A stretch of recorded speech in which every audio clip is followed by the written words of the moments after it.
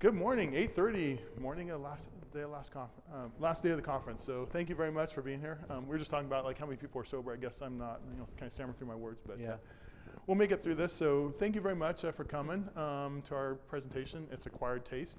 So our presentation is about pre and post-acquisition due diligence and planning. So I'm pleased to be able to co-present with my good friend, former coworker, former manager even, Bob Huber. Glad to have you on stage with me. Okay, the RSA disclaimer. That's us. Feel free to connect to us on LinkedIn. You can see our bios that we submitted along with our presentation, so you can find that online. And just a brief agenda, but we have lots and lots of material that we're going to cover. We anticipate going rather fast through it, so if there's something you missed, feel free to come up to us afterwards and ask us questions if we don't have a lot of Q&A time. And as always, feel free to connect to us on LinkedIn. We've been part of the community for a long time, and love helping the community, so if you have any questions, feel free to reach out to us. Okay, so between the two of us, we have we tried to figure that out. We didn't have an exact number, but somewhere around 20 acquisitions between the two of us, mergers and acquisitions. And I think I'm the only one that has a divestiture. Did you have a divestiture? I did not, no. Okay. And I have one divestiture, so I've been on the other side of this. So that's interesting, being on the receiving side and receiving all sorts of security questions and questionnaires that you have to answer for the company to purchase you, and then the pressure from your business of like, hey, make sure that you answer these well so we get bought, and managing the ethics around that as well to make sure that you're answering truthfully. I think we all know what due diligence is. Why it's important in mergers and acquisitions is I think you don't really have to look very far in the news to find companies that have been breached through an acquisition that they recently made, or they come to find out like, oh, there was a threat actor that was dwelling in that environment for years before the acquisition, and now the company that bought them now owns that and has to deal with that problem. So it's important from a security standpoint. One of the points that we just really want to stress is the next bullet of that. You're not only purchasing that company, but you're also buying the risk of that company. And how much is that risk? How much is it going to cost to mitigate that? We go through this in more detail, but when you're able to determine some of that and put dollars around that, then that gives your company, if you're the acquirer, that gives you some leverage on the purchase price for a company. Be like, well, it's going to cost $5 million to mitigate this. Well, we're going to pay you $5 million less for your company, or maybe even more, depending on what you run into. And then also, one of the things, and this is why Bob and I decided to put together this talk, is that we see a lot of people talking about due diligence, and they don't go into as much detail as we do in this presentation, and everything that we're presenting on is stuff that we've actually done, but we don't really see many people talk about post-acquisition. So we're going to share some horror stories of things we've run into post-acquisition. All right, so surprise. True story. And it was after we decided to do this talk. So obviously you submit this well in advance. You define what the topic's going to be. I'm out visiting with a customer, sitting in there with the CISO, his team. His phone buzzes, looks at his phone, he's like, hey, we just made an acquisition. He didn't have a seat at the table, obviously. Complete news to him. It hit the media. That happens. That was a global 2,000 company. So not just small companies, very large company, multinational, a lot of different lines of business, and it hit him during the meeting. Now, I had already known at that point from the conversations, he obviously didn't report to the CEO. He was 3 layers down. So never a part of the conversation of even a potential acquisition, because even before we get to the stuff we're going to talk about pre-acquisition, somebody from your corporate development is already talking about an acquisition at the leadership levels of like, hey, we want to enter this market. We need to increase our growth. We need this talent. Whatever those reasons are, those conversations are already occurring before you get to the pre-acquisition. This is just like, hey, we want to grow in this market. We can buy. We can build. We can partner. That's happening. He didn't know about any of that stuff. So it happens in large organizations, happens in small organizations. Your job is to get a seat at the table, and some of our application of this is have those conversations. Hey, let's say we have an acquisition. Who's going to tell me? How am I going to know? Right? So it's not a surprise. Make the leadership team aware that you want to be involved in the conversation because there'll be impact to you and the risk of the enterprise. Next slide, please. That's you. So the pre-acquisition activities, and I'm going to just remind you of the disclaimer up front. If you aren't working with your legal teams, you probably shouldn't be doing it because there's a lot of requirements from a legal perspective, both in the US and abroad, of what you can and can't do pre-acquisition. So what questions you can ask, what type of information you can share, antitrust, anti-competitive practices, all those things occur during this phase of pre-acquisition. So oftentimes I find myself speaking to our general counsel of like, hey, I'd like to ask them these questions. Is that okay to ask those questions? They'll chew on that, talk to outside counsel, get back to me. Yeah, you can share that information. So, like I said, push to be a member of that team as best you can. So whoever your leaders are, if you don't report directly to the CEO, go and lobby and make your case to be a part of that team. Your job is to gauge the risk, like Merlin said, that you're acquiring or merging with. That's your role here. So a lot of things that usually happen right up front, there's actually platforms that do this now. You set up a data sharing site. They're set up for a specific reason. There's lots of logging there. There's lots of RBAC there, so they know who's grabbing information. Everything in the platform, even if you don't upload it this way, will get watermarks that say confidential, private, things like that, all for control and for those legal purposes. Now, when I first started out doing this, we set up share drives. Now you don't do that. Now there's actually companies that do that specific task. What we try to do is, whoever we're talking to, the acquiree, I'm trying to get as much information as I can up front without crossing those legal boundaries. So I'll tell you the way we do it now. And at Tenable, I've been there 6 years almost. We've had 5 acquisitions, 6 years, all smaller, admittedly, but I've also worked for 2 Fortune 50s and had numerous acquisitions and was acquired in those roles as well. So I have experience from the startup world up to some of the largest enterprises across the world. As part of the request going inbound, you're always going to have all the business stuff, all the legal stuff. Like that's number 1, 2, and 3. Security is somewhere down the list. They'll get to like privacy, safety, security. But there's usually an initial barrage of questions that go out to whoever's being acquired of like, hey, we want this information. That's the list they start going through and populating your data vault of like, give me all your policies, all your procedures, all those things. So that's what we're trying to do up front is get all that information first before you have the conversation. Fortunately for you, your job is to peruse all that information and start asking questions. A little bit difficult to do. And might I remind you here, while this is going on, your day job didn't stop. Like you're doing your real job, and oh, by the way, start doing this stuff in the evenings and weekends and whatever else time you have. So just keep that in mind. This is not stop the other things, do this. It's do all the things all the time. So that last bullet I have there, consider hiring a third party. One of the acquisitions, the most recent one we did in the fall, was Ermetic, $250 million. We actually used an outside firm. I still did my work, and my team still did our work. It was really cool to see. They did a great job. So like we're both collecting information the same way, and at the end I was like, oh wow, that was actually really good. I did not expect that. We all work with the consultants. Sometimes you get great products, sometimes you don't. Pleasantly surprised though. This was in their wheelhouse. They knew what they were doing. They asked all the right questions. And they actually did save me some time here and there because they already had all the documentation, network diagrams, all kinds of stuff like that. Really cool. So if you don't have the bandwidth, consider that. Next slide, please. Yeah, another thing I was going to add on this is like, going back to the last bullet of a security questionnaire. So I was part of an acquisition where I didn't have a process. I was fairly new in being CISO in that company. I didn't have a defined process, and so what I ended up using is like my vendor questionnaire that I'd send to my third-party vendors. It's like it wasn't complete, but it was better than nothing, and it did give me some insight as to the security and risk of the company that we were acquiring. So you want to, depending on the size of the company, they may or may not have a security team.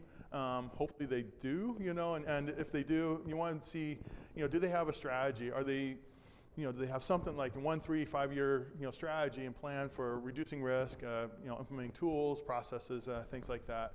and see how they're tracking against that. You know, have they been working like for 5 years to implement an EDR? Well, that might be a little bit of a red flag. You know, for example, of that security may not be that great in the company, or their execution of security may not be very good.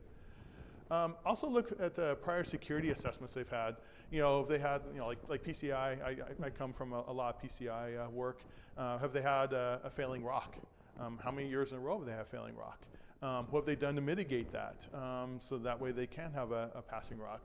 So you want to like understand that. And then also, you know, one of my favorite things about, you know, like SOC 2 is like you define your scope of what actually gets assessed. Well, you know, I mean, are people really including everything in their organization? Maybe, maybe not, you know, so that's what we mean by look for the completeness of the assessment. Is it, you know, truly covering the entire environment?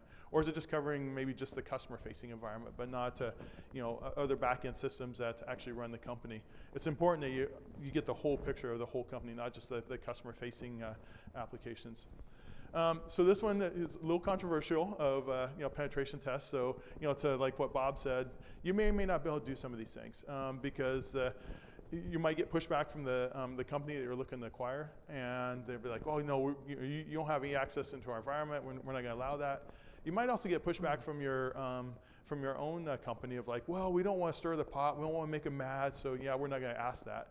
I would say at least try to like, you know, I mean, push for it and see if you know, both sides will agree on bringing an agreed third party to do an independent penetration test. So it's not biased and can give you some true results and be able to give you an understanding of where they sit. Also do a compromise assessment. I would just assume that they're owned. You know, I mean, you don't know anything about that environment. You don't know how, you know, the history, how things are run, how things are done in that. So I highly recommend, you know, bring in a third party to do a compromise assessment, see if they're already owned. Compliance. So one of the acquisitions that we did, the company had just started their annual PCI assessment. And it's like, well, yeah, of course I'd rather use the company that I've been using, third party, but it didn't make sense to interrupt that because then we're going to be late with the ROC for that company. And so that just didn't make any sense. So then the following year they're part of my process and part of the schedule. So you want to understand where they're at in that audit schedule because you could really mess things up if you disrupt that. Also, you know, part of the risk, and we talked about this a little bit later, is people risk of like, you know, people are like, oh, looks like we're going to get bought. I'm just going to bail. Well, it could be the compliance person, you know, of the acquiree, and then you're like, wow, what do I do? And so you got to get a hold of information to be able to keep that moving. And then also, and this is part of, so we have you know, parts like this with, are they going to be combined to the you know, combined audit or separate audit? So this kind of goes into your post-acquisition planning. So as you're doing your pre-acquisition due diligence, you're also planning for how the integration is going to look. And you know, if you have good confidence that they have good security, well, maybe you want to combine and you know, both entities will be under the same ROC. Maybe not. Maybe you want to keep them separate. I was in a company that had over 11 acquisitions, and I kept them all separate because each business area was very different, and the security posture was very different in those as well. And there's going to be too much risk to the entire organization to combine those because I didn't want to have like one overarching ROC that may or may not fail because of one particular part. And then, yeah, have they had any security incidents? And you know, what was the outcome of that? Were they able to successfully mitigate that? You know, what does that look like? Did they make any changes to, you know, prevent, for example, ransomware, you know, from occurring again? So you want to just have a good understanding of things like that. So if I might just add a couple comments here. When you think about pre-acquisition activity, like a lot of times, like I said, there's that work that occurs before there's an announcement of any type. But a lot of times you see, you know, they've signed a letter of intent to acquire somebody. That time period is not days, it's months, and sometimes up to a year in some cases. So that's the time frame you're working with to get some of these questions out there anyway. You may not get all the answers right, but that's the time period you're working with. And for smaller transactions, it can be like 2 months. But generally for larger transactions, like 6 months, 6 months plus. So keep that in mind. And then the other thing that Merlin also mentioned there, and I find this interesting, is the compromise assessment. You know, I'm a vendor. Y'all require me to pen test everything all the time. I've never had one of you ask me if we do a compromise assessment, which I find interesting. Because a pen test, you're always going to find something. I've never had a pen test and never found anything, ever. It's not because we're bad at what we do, it's just you always find something, right? Single customers never asked me if we've done a compromise assessment, and that's whether you're actually compromised. I just find that interesting. And then to Merlin's point on the timing of audit, compliant attestations is interesting. So the recent acquisition we did, they have an ISO 27001 and a SOC 2. Well, you make the acquisition. I mean, the reality is it takes most organizations months or years to fully integrate control environments. So all your policies, your procedures, all your agents, your secure software development pipeline, all those things, that takes time. So I already know that I'm going to have a gap with an ISO or I'm going to have a gap with a SOC 2. Because what's a SOC 2 require? A type 2? 6 months worth of evidence, minimum. That means make the acquisition, some period of time that's months to integrate all the controls, and then collect evidence for 6 months, right? So you're going to have some gap, which hopefully you can get a bridge letter for if you're familiar with that, of saying, hey, we fully intend to do this again, we required, we're going to have a control gap there, right?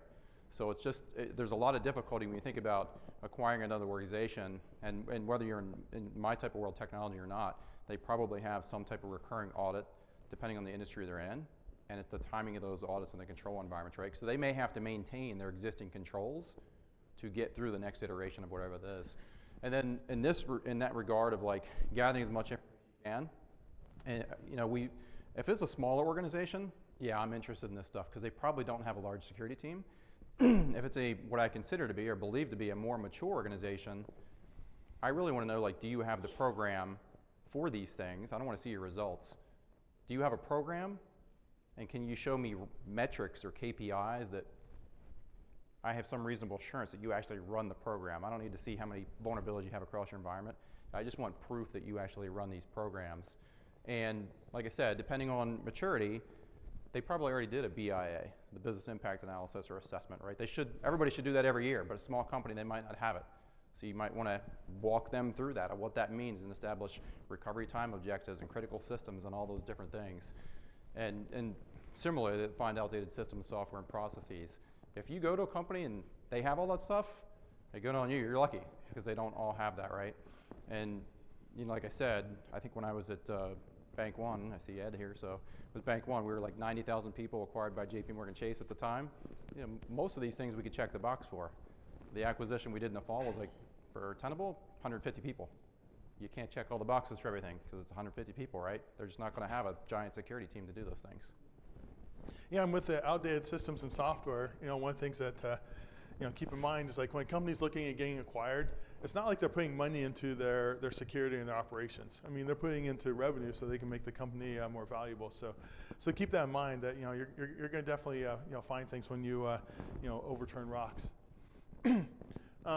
So policies, you want to make sure that, you know, do they have policies? Again, you know, thinking again towards you know, post-acquisition, it's like, you know, what do their policies look like? Maybe their policies are better than yours, and maybe you like might migrate your company's policies to their policies, and so you want to just understand where the gaps are. And I know, Bob, with some of your acquisitions, you have you know, experience with the open source software policy. If you want to comment on that. One of the things that comes up in my world is it's not always necessarily a security item, but we usually have the tools. So if we, you know, we do secure software development, so we have tools that do third-party library scans. You know, think Nexus IQ and the like as an example.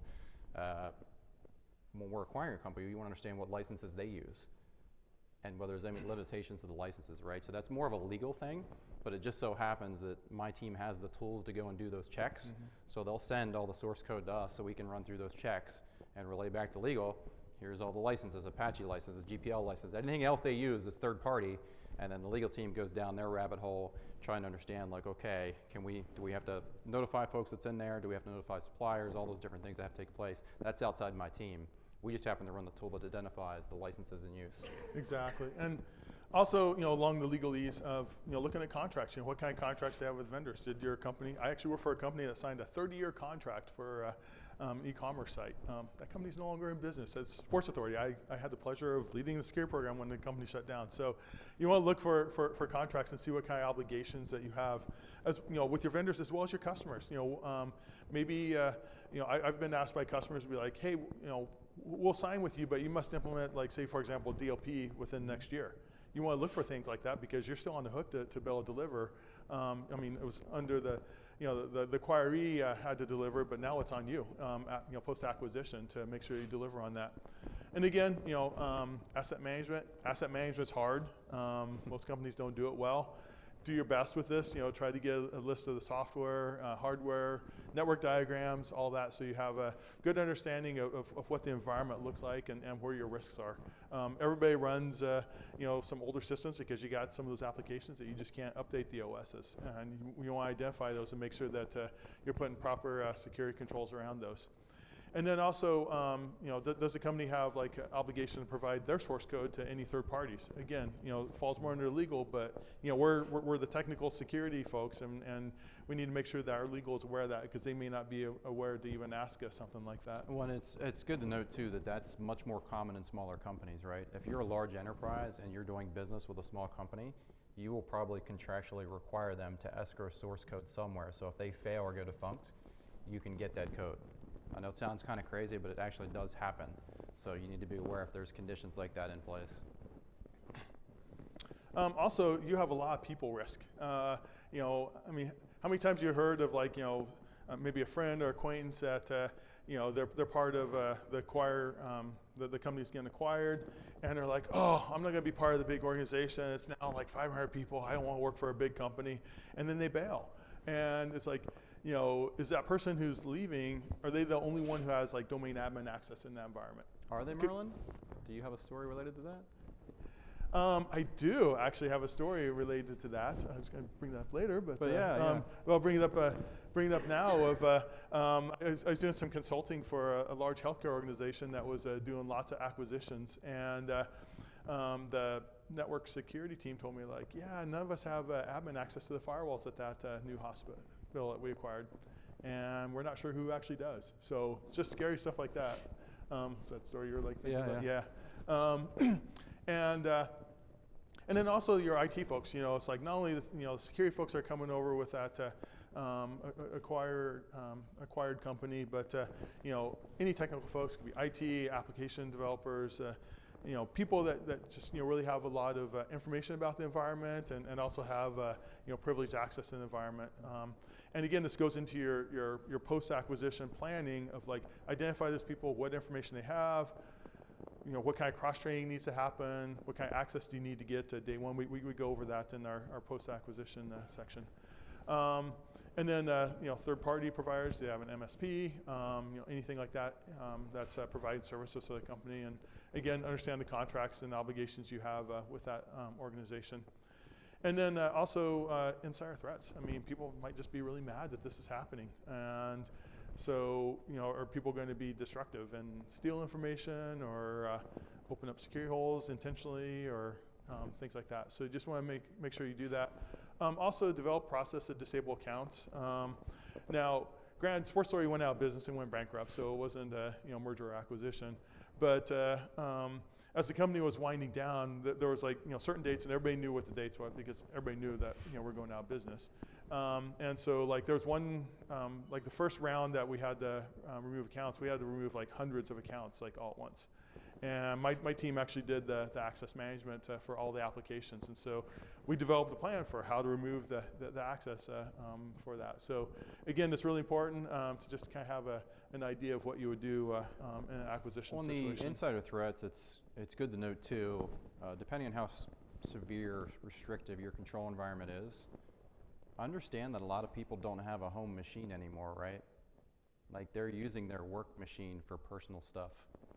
So it makes things very, very tricky of they're doing kids' homework or what have you, or they store their passwords for all their personal accounts in a file called passwords.csv on their work machine, but it also includes your employment systems as well. That's not uncommon, right? For people that's the only device they have anymore, so they're checking all their personal accounts, downloading documents, doing their medical stuff, their financial on their work machine. So it gets very tricky because you'll start seeing people moving information very quickly when activity like this occurs. They're oh, I got to get these files out of here. It's actually how I log into everything, right? Which you really don't want on your work machine, and hopefully you restrict a lot of that. But that's just the reality we're in, is most people don't actually have their own systems at home anymore. And I should have, if I roll back here, should have kicked off with this. This is a playbook, right? So, I have a spreadsheet. that's in essence our playbook. And depending on the size of the organization, the Fortune 50 company we work for, they have detailed playbooks of playbooks of playbooks. So like when an acquisition is going on, boom, acquisition team stand up. As people know who they are, everybody has their playbook and they all start executing.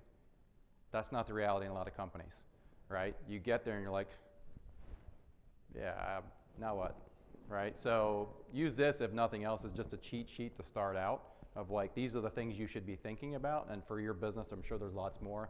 But that's kind of the way I look at this. So in that same vein, post-acquisition, so it's called day one, right? And I'm old, so I'll say in this particular case, it was actually connecting networks between organizations. And I thought one organization was probably really mature, and we held our own, I thought. And this is to reveal my age. So we had intrusion detection systems on the network. So you don't even call them that anymore, really. But we had them on the network, and within the first hour, our intrusion detection systems actually failed. They failed because there was that much malware on the network we just connected it up to. It blew the system up, maxed out the CPU, filled up the disk, system crashed, multiple intrusion detection sensors. You don't believe it when it happens, and of course, the issue is the system failed, and you don't know why it failed because it's not up anymore. So essentially, we get in the system, we turn the application off and start looking at the logs. We're like, hey, it looks like you guys have thousands of pieces of malware on your network. No, there's no way that's true. So we deploy more stuff out there. You absolutely have thousands of pieces of malware on your network, and you're taking your IDS sensors offline. You're crushing them. So don't make an assumption there's not already something there, that type of activity, that they are completely unaware of. That's a true story.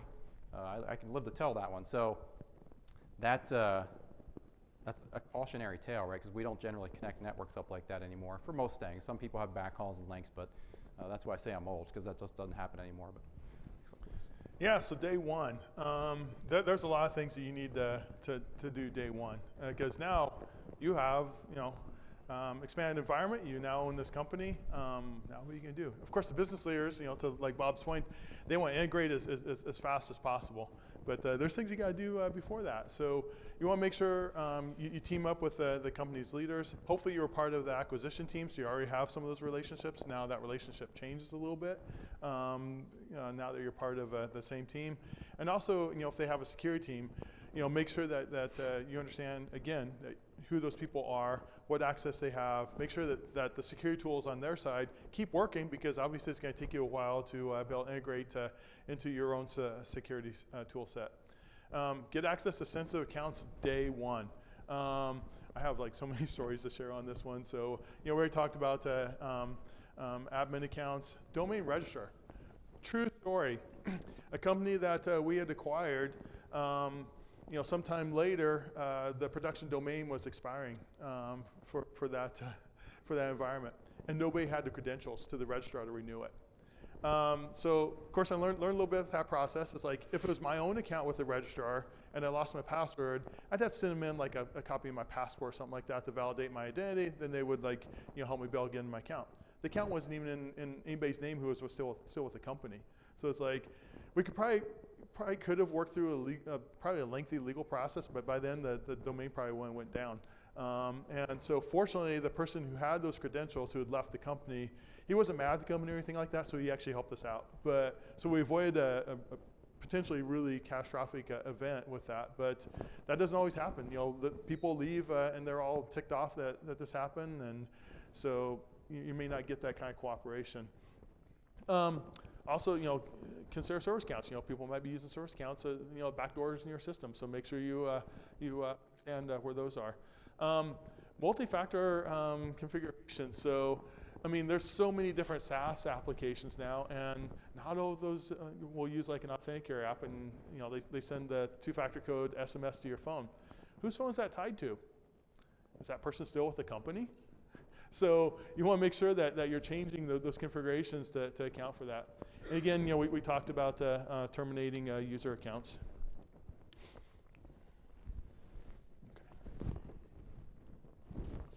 Okay. Yeah, so this is the awkwardness of having two people present, is like shuffling around the stage. So you as me. Yeah, figuring out who was going to cover what. That's part of the difficulty. Key bullet here is top one. I probably should have bolded that. Update your IR plan and contacts because it's going to be people from the other company. And it goes beyond that. So depending on the industry you're in my case, I have to notify DoD, DHS, some select customers as well. And then of course now if you're a public company, you have requirements to report that into other organizations depending on the materiality of it within a certain amount of time. So our incident response plan's got all kinds of call outs for different customer sets and different timelines that we have to execute upon. Make sure you know what theirs are when you get to day one, because now you're on the hook for whatever those requirements are to report to those entities in that specific time frame. So keep that in mind. And then the integration of security controls, like I said, that can take months to years depending on the environment. Sometimes they have complete autonomy. They might be a completely separate business unit. Just keep doing what you're doing. So you don't have to do a whole lot of stuff there, right? Other times they're going to get your control set and they'll fall under your ISO and your enterprise level controls. So just know where those swim lanes are and the lines are.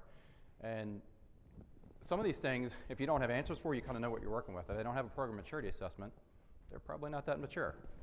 It's just the reality of life, right? But if they are a large organization or they're going to maintain their own infrastructure for security, run that maturity assessment. So I always say that for anybody who takes a job as a security leader, day you show up, you should run one of those because that's your baseline, right? You want an independent third-party baseline of what you're working with. Because when you go to the board a year later or 2 years later, you want to be able to say, hey, we did all these great things with the money you gave us, the investment, and here's where we came from, here's where we're at now. And hopefully it improved.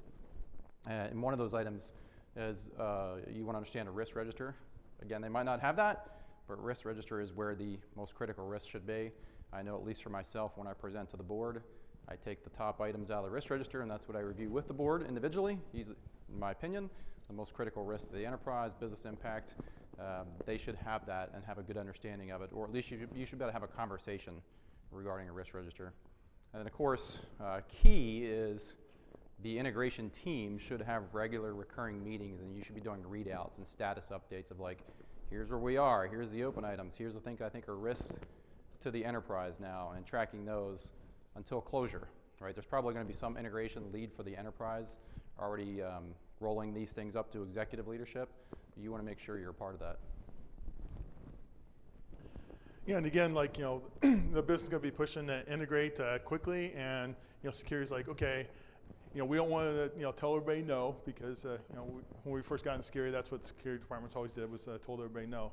The business is going to do it anyhow, but, you need to have, like, a good solid plan, and that's, that's what we outlined here so far. And then, how's it going to impact your security compliance? Like, like for PCI, so, any of those, if you have a major change in your environment, you have to do a new assessment, or like add on to your current annual assessment.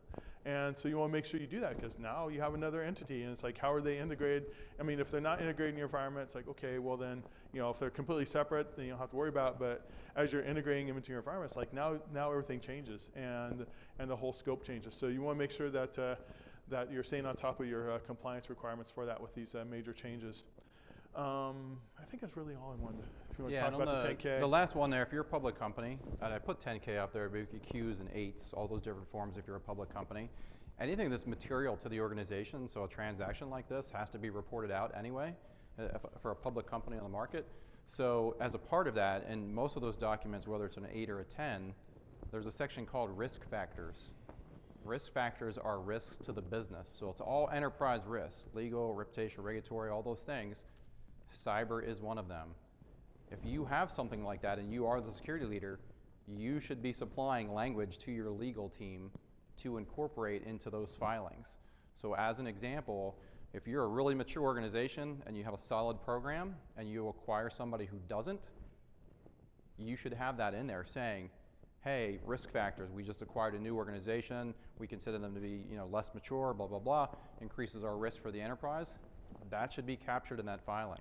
So when that happens, if you are that leader, you should be speaking with your legal team to update the language that's in there to reflect that newest risk. And certainly with new SEC guidelines out there, absolutely, you want to disclose as much as you possibly can without giving away real information of what the risk is, right? You just want to make people aware, investors in this case, hey, we have an increased risk. And it could also be because whatever business they operate in or sector, industry, or region of the world, they could bring just an increased risk based on that, right? Based on their business model or where they operate at. So note those things too. It's not just cyber, it's all risks. So things like, pandemic would be in there, economic downturn of a region, the weakness or value of the dollar in different regions you do, cyber should also be in there.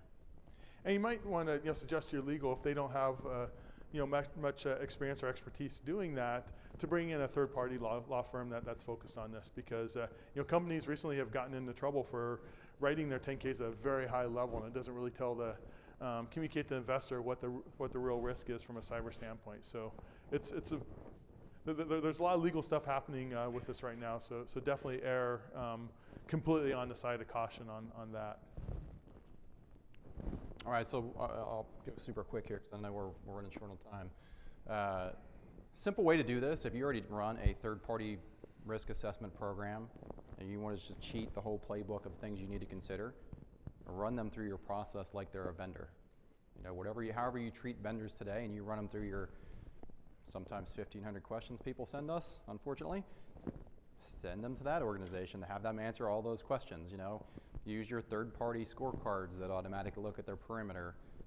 That's a very small piece of what the company looks like, but also valuable. So, and then as you're going through this, assuming you're starting to put together your playbook, start capturing those lessons learned, whether that's for your team or other teams.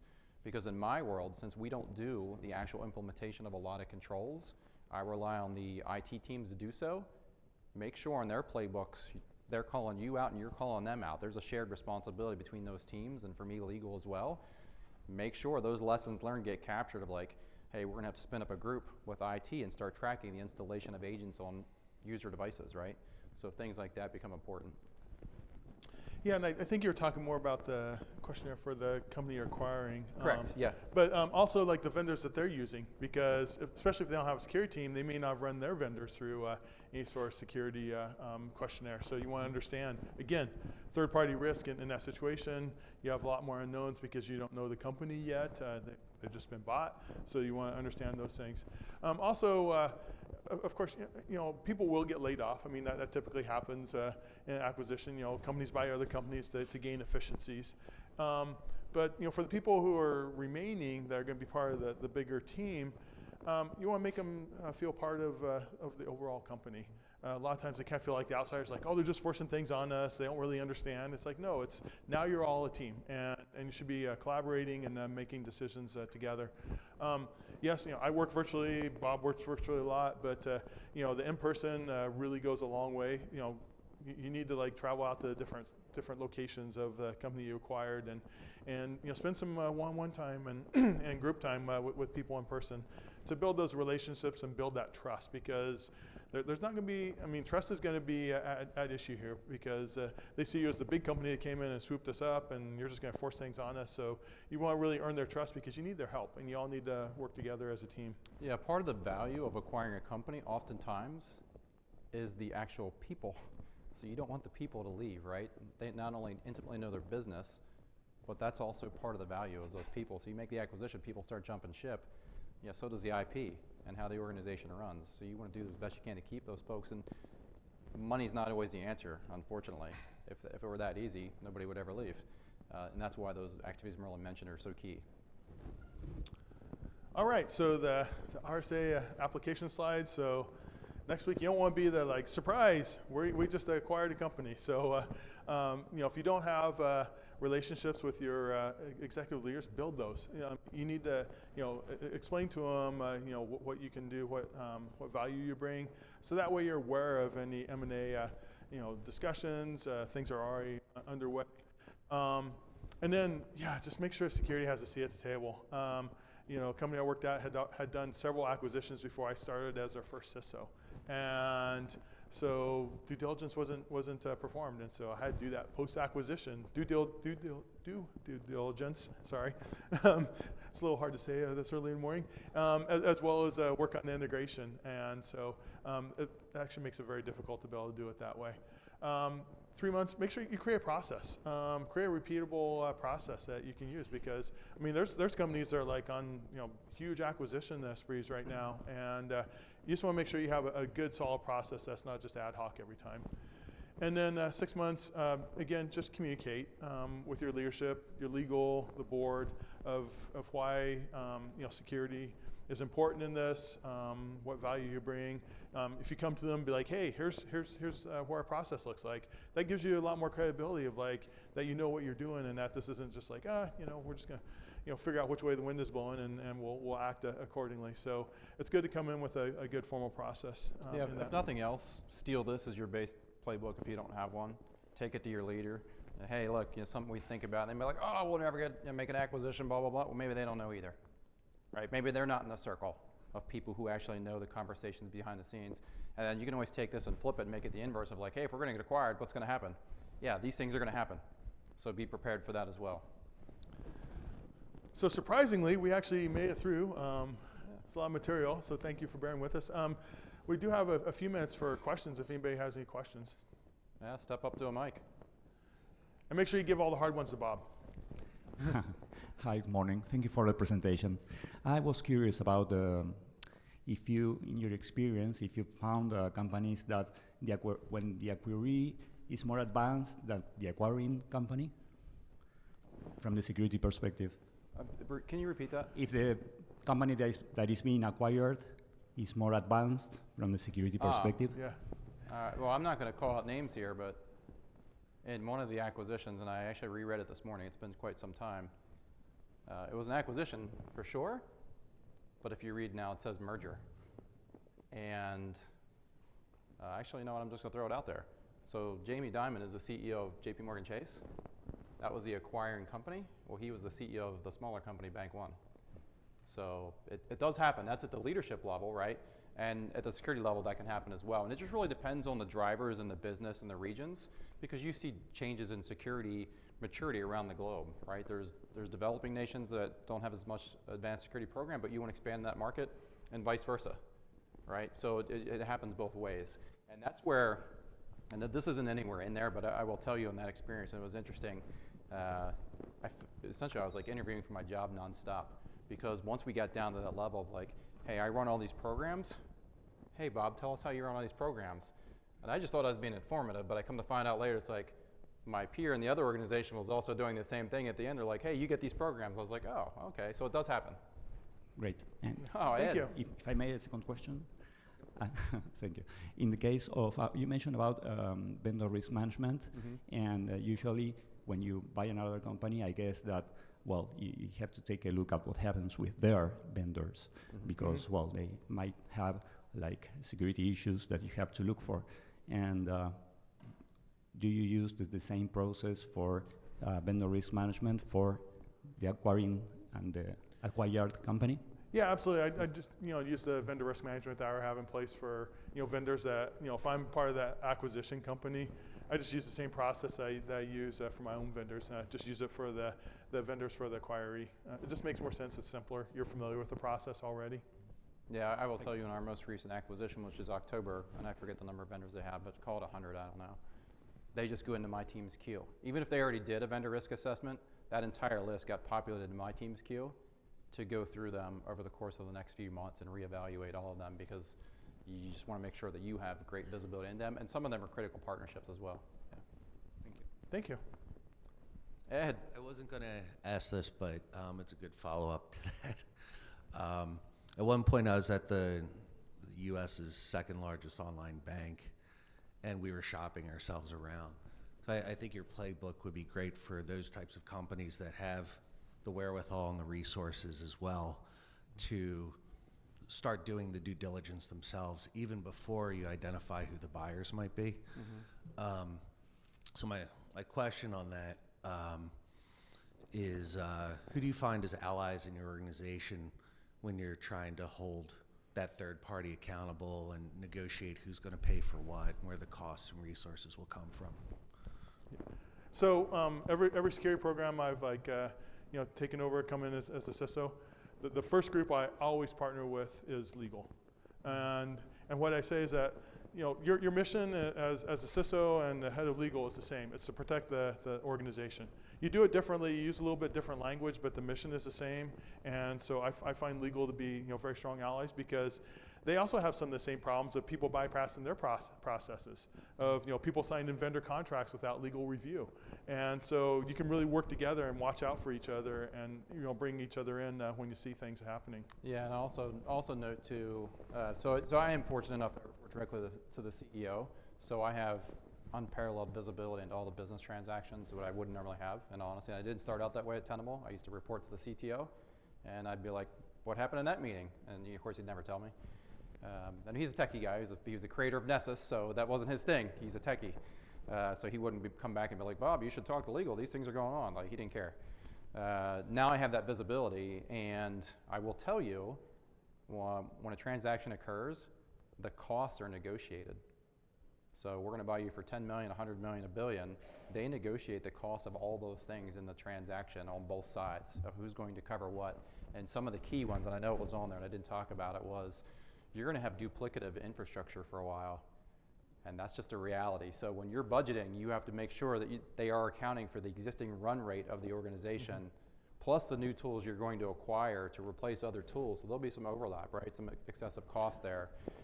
Those things are all negotiable. I mean, if you're the company being acquired, you want the other company to pay all that stuff, right? That's why you're being acquired. But for larger transactions, a lot of negotiation occurs of like who's going to cover all those costs as part of the transaction. Some have to be covered by the different organizations just legally. They have to be, but all negotiable. Well, and also to your point, like, if the other company doesn't have a security team at all, it's like, how many FTEs do you need to add to your own security team to be able to cover this additional environment? What additional licenses and how much are those licenses going to cost to bring them into your security stack? So lots of costs involved in that. Any other question? I think we have like maybe a minute left. 4 minutes. Wow. The last time we presented, so Bob and I actually presented 8 years ago at RSA, so it's a real pleasure to be on stage with him again, and he likes to talk, and so I was giving him crap before this of like, I was going to have the room host pull him off with the cane. But, we'll get the hook. Yeah, I appreciate it. Oh yeah, I see we have another question. Thank you for the presentation. Whenever you say pre-acquisition and getting your attorneys involved, whether you're on the buying side or the acquisition side, you've got attorneys on both sides fighting for different things. All right. So how do you get those people? See, I'm a regulator, so when I walk into an institution, I see that the companies always have problems with both sides getting together and getting the information, setting up pre-acquisition steps, giving the information for their systems, and having that openness, because they're all fighting for different things. One doesn't want them to see, the other one wants to see. So how do you get around that, or how do you negotiate that in, or have a control around it? Well, I think you, again, you just work, you're part of the acquisition team, legal is part of that team. You come in with your facts, like, if you're, however much of this you're able to do with the pen test and things like that. So you come in with the facts, be like, well, here's the risk, and everything's risk-based. I mean, in security, we should be doing risk-based approach in everything we do. Surprisingly, that doesn't always happen, but we should really strive for that. And so you come in with quantifiable like risk metrics of like, here's what it takes. And so you can definitely be feeding information to your attorneys and say, this is actually non-negotiable. This absolutely has to happen. And you'd be like, well, another thing, maybe we have some wiggle room on that. So you don't want to come in and say everything's non-negotiable, because then legal will tune you out. But you want to come and help them understand that you're part of the team. You're trying to help the company be successful, and come with some good risk-based metrics. I think the reality I've seen is legal's the gatekeeper, for sure. They definitely butt heads, and this is my reality. So I think I was counting up, the number of acquisitions, transactions, about 12 or 13 that I've gone through, both super small company, my own, up to JPMorgan Chase, and everything in between. And when we do run into friction, every single time, the leaders of the companies go out without legal, have their own conversations and dialogue, and they try to get to a place where we can get the deal done. Because I've been involved in many where it comes down to like the last day of the lock-in period for the letter of intent to get a deal done, and it's almost every time CEO, they sit down, they have dinner, they have drinks, and they bang out the last couple things. Legal's up until midnight trying to codify whatever things they just banged out, and next thing you know, deal's done. So it's just that FaceTime is it. Because when it comes down to crunch time and that timer's running out, like ours is right now, that has to happen, or you lose the lock-in, deal's done, somebody else can swoop in, take the transaction. Yeah, it's difficult. I think we're out of time. Yeah. Thank you very much for coming. Yeah, thank you. Appreciate it.